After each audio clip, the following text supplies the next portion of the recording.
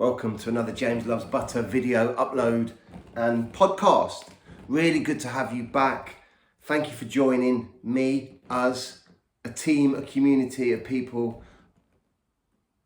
And I do want to say, I woke up this morning and Sean Atwood has subscribed to the channel, which it means a lot. You know, we're a community of people, you know, within YouTube trying to do stuff, trying to put out content, and you know, it's really nice. I'm really supportive of what people do, and when that was reciprocated, that was a really nice start to the morning. So cool.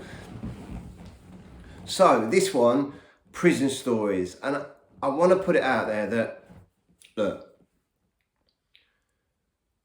I'm quite serious about some subjects and some topics, and I'm a little bit tongue-in-cheek sometimes, but I do want you guys to understand that prison absolutely saved my life many times, and I'm so grateful for the interjection of a prison sentence, or the intervention of a prison sentence.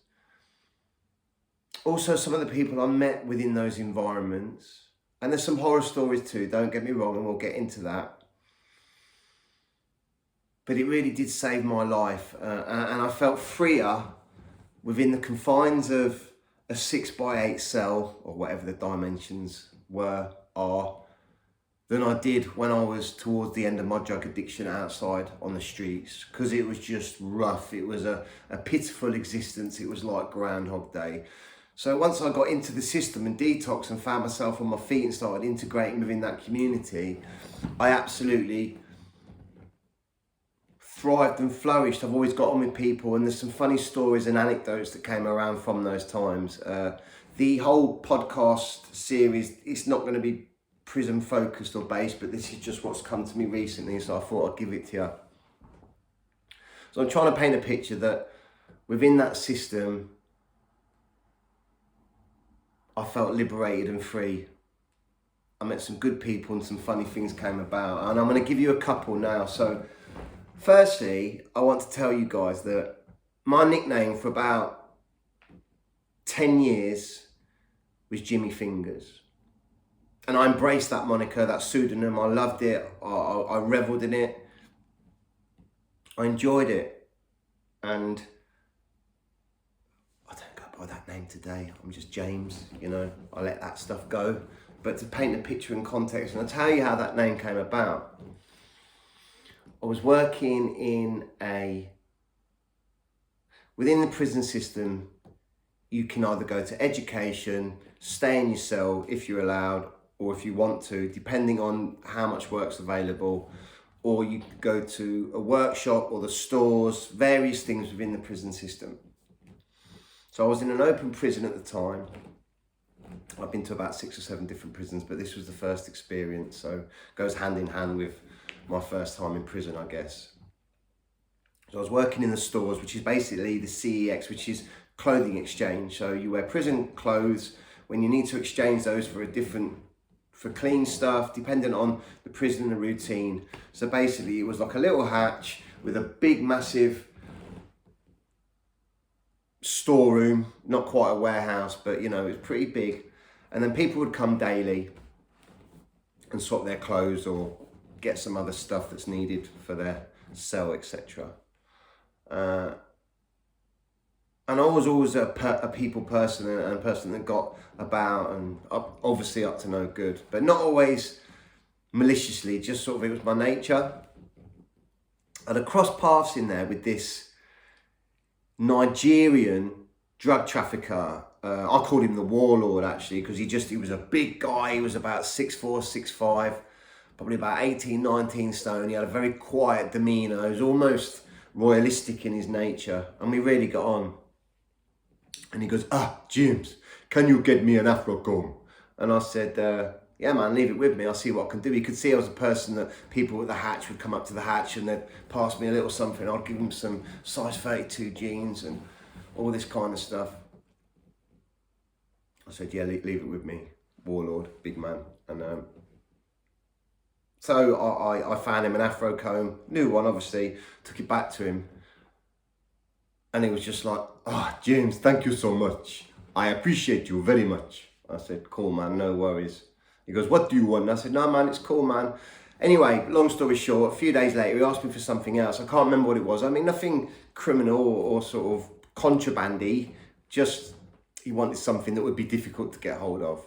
You know, I thought I was like then, like Red in the Shawshank Redemption, you know, getting people things within the prison system and stuff. And he asked me, and I went, got the thing and passed it to him, and he was like, James, in my country, we call people like you fingers. And he goes, you are now, to me, coming from the warlord, yeah, Jimmy Fingers. I felt like I'd been knighted, I'd arrived. It was just like, so I took on that moniker of Jimmy Fingers, and from then it was just, it just blew up within the system, within my own mind and within the people that, you know, again, I built a community of people, and I was always very positive and upbeat and got on with people. And, you know, it was all an adventure and experience. That's my mindset. That's not just because I was in prison in the way that I looked at it, but you can put me anywhere and I would always try and sort of get on, survive. I was a survivor. And we use our attributes and traits to survive, right? So I've just given you where the Jimmy Fingers moniker come from. So fast forward some time, I was in another prison, and what I'm going to talk about is an adjudication, and nicking it's called within the prison system. And trust me, I know there's a lot of stuff around prisons and all this kind of stuff out there at the moment, and I don't want to be generic and I don't want to go down the same avenue, but however, this is just something I want to talk about because it's funny and it makes me laugh, and it made the staff laugh too, so, well, bar one of them. So within the system, like I said, you can go to education, which I did. I was generally more educated than the majority within the system. Which was actually good for me because it gave me a niche of everybody needs something to do or to find a use within that system, and my use was generally, you know, I was good at reading and writing. I was good at reading people's sort of documentation regarding courts, or even sort of writing to people's partners for them when they, or on their behalf, or helping them write a letter or construct. I was quite good at advice. I don't mean criminal advice. I'm just on about sort of, I'd always had an open mind and a perspective, and I'd always had a little twinkle in my eye and a smile. And so I was in this workshop. Basically, within the system, there's workshops which, I'm not talking about Oliver Twist, I'm talking about within the system, things that are required within prison, like prison tracksuits, jeans, cutlery, bowls. The stuff that we use within the system are generally made within the system. So I was in the t-shirt shop, which is, yes, making bloody t-shirts. And of course, some people would just work really hard, they'd get on with it, that was their mentality and mindset. You'd be paid about £1 a day, £1.50 a day max, something like that. Forgive me if I'm wrong about some of these figures and points, you know, it's been a long time. So I was in the workshop, and I'm just trying to paint a picture and a scene. You've got a group of Jamaicans playing dominoes over there, going to blood clot, you know, da da da da da. You've got a couple of guys that are working over here. You've got the civvy, the woman, let's just call her a prison officer that run the workshop, and she was a bit of a mix between Barbara Windsor and, was it Irene or Eileen in EastEnders? You know, she was pushing 60, she looked weathered, and I'm not being rude, I'm just painting a picture. She was a bit of a cross between Pat Butcher and Barbara Windsor, so in stature she was Barbara Windsor, but facially and hair she was Pat Butcher. No offence to Pat Butcher, by the way. And she always gravitated towards the Jamaicans and the blacks within that workshop. She just liked their characters and personalities, I reckon.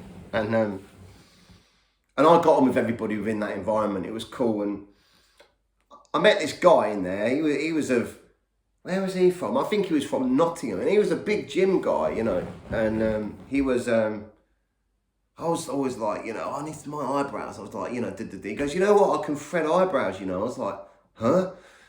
So we got some of the thread out of the sewing machine, and I'm kicking back.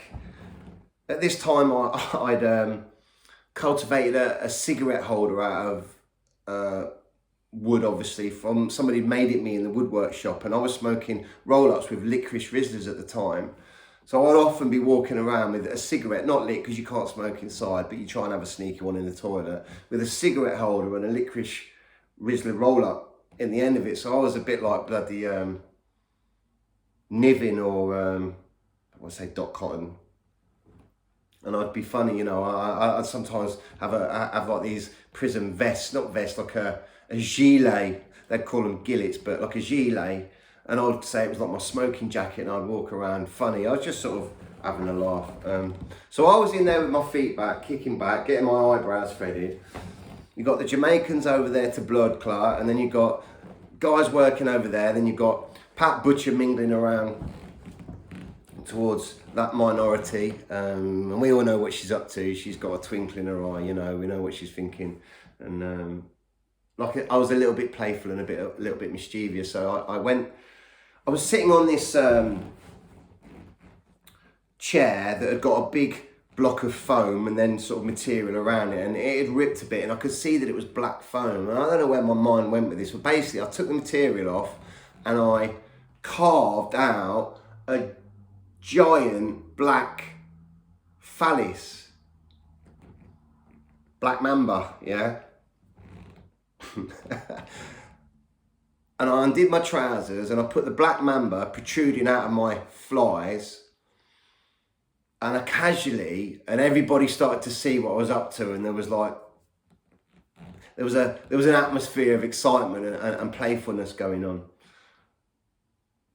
And I walked over to Miss, as we called her, all right, Miss, and I walked over to say, and I said something deadly serious. I said, hey, Miss, is it okay to have a new needle from my machine? But whilst I got this massive black mamba, black phallus hanging out of my flies. It was so funny. And she looked, and because everybody was looking at me and looked at her, the whole place just erupted in laughter. It was so funny. She went bright red. She wasn't happy, but she didn't say too much. She was just like, Richardson, get rid of that. Da, da, da, da, da. So all right, I put it away. And I stayed to the end of the session. We left. Didn't think much of it. We were laughing on the way back, you know, and everyone was doing impressions and stuff. I got back to the wing. Da, da, da, da. Later that night, a slip came under my door. It's called an adjudication or a nicking, where if you get sort of reported for something or you do something wrong within the system, you get nicked. An adjudication, you have to go down the following morning, get taken down the seg, waiting in a cell, and then see the governor and a couple of officers that kind of bear witness to that or present what's gone on. So it said inappropriate conduct on this slip in the workshop. Something like that. So please attend SEG at 8 AM or something like that. So I was like, bloody hell, I can't freaking believe that she's done that. She was embarrassed, you know. It was so funny. Anyway, so even more comically so, I've gone down for this nicking the next morning. You get banged up in a cell with somebody else, whatever, and you sit and you're chewing the fat, talking, whatever, what you in here for, what you be, you know. The thing is, the irony is that you're in prison and you're getting nicked again within the system, within prison. And it's like, yeah, I'm really not going in the right direction here, am I? But anyway, they call me Richardson, and then they always say your prison number. I came out and went into the adjudication room. So let's just imagine an office with the governor at the end sitting there, pretty straight-faced, and there was, for some reason, which will become more apparent, there was like 2 or 3 officers either side. Well, it wasn't like I was a handful or I was trouble. I'd been involved in some stuff, don't get me wrong, and I was saying there's some stuff in my record, but they knew I was a lot more cool, calm and calculated to be that reactional character within those settings. And I'm sitting there and I'm going to kind of paraphrase what went on, and it was right, Richardson, how you doing? You okay? Yeah, not too bad. Basically, you're here today in front of me today as a result of some behaviour that went on within the workshop with Miss So-and-so, Pat Butcher, yesterday. Yeah. And it was believed that you were inappropriate and there was some conduct that wasn't acceptable, and she felt that the word wasn't threatened or embarrassed, but something along those lines. It was starting to sound a little bit heavier than it actually was. You know, it was a bit of banter. I said, okay, yes, and then he said to one of the other officers, can you present specimen? And I started to figure at this point, looking at the officers, that there was a little glint in their eye too. You know, we were all guys in there, and they produce this big sponge black phallus and put it right in the centre of the table as evidence. And it was just so surreal, because I could see that everybody within that was, the government was more po-faced, but the other, you could see it was almost like, what did I say? I think, because it reminded me, I went, Biggest Dickus. And like that scene in The Life of Brian, Biggest Dickus, you know, if you were aware of that scene, it's a Monty Python scene, and all the Roman generals are trying not to laugh, but that's how it was with the prison officers, and they were trying to hold back their laughter, and I was looking at it because it was like such a ridiculous charge, because it was playful, but she'd sort of made a thing about it because she'd been embarrassed, basically. So you got this big black mamba in the middle of the table. The officers try not to laugh, and they said, was it true that yesterday that you you presented this and you stood in front of Miss Pat Butcher with this protruding out of your trousers?